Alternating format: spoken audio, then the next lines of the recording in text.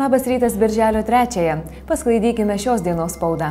Pirmajame Lietuvos ryto puslapyje pasakojama apie tai, jog garsiausias Garliavos minios aktyvistas Vilnietis Marius Kuprevičius, kuris įspėtas policijos pareigūnų nebeatvyksta prie Venckų ir Kėdžių namų, užuovėją rado Seime. Jis pasirodo patarinėja, kas turėtų vadovauti generaliniai prokuratūrai. Apie tai plačiau rašinyje Iš Garliavos į Seimą tartis dėl prokuroro.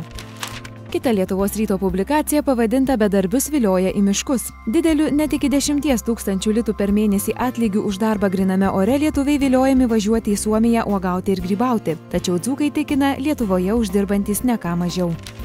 Pagrindinė verslo žinių tema – milijardai be konkurso. Sostinės savivaldybės ketinimai paskubomis 20 metų pratęsti Vilniaus šilumos tinklų nuomą Prancūzijos kompanijai Dalkija kelia vis daugiau aistrų. Sutarties šalininkai teigia, kad miestas neturi kitos išeities, priešininkai piktinasi, kad maždaug 15 milijardų litų vertės užsakymas atiduodamas be konkurso ir įžvelgia korupcijos dėmių.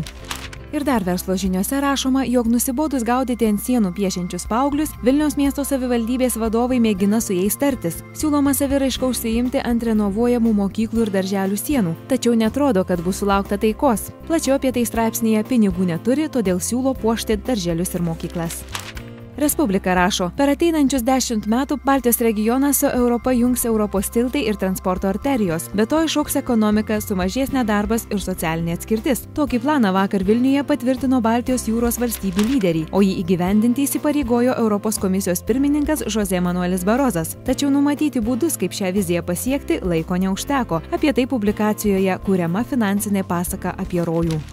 Pirkite Gedimino 9. Tokia pirmoji Vilniaus dienos publikacija. Čia rašoma, jog pavasarį 3-ąjį gimtadienį atšventęs prekybos centras Gedimino 9 kitos šventės gali ir nebesulaukti. Mat pastatas dar šią vasarą bus parduodamas iš varžytinių, tačiau abejojama, ar atsiras pirkėjų, o jei ir atsiras, tai esą tik užsienio rinkoje.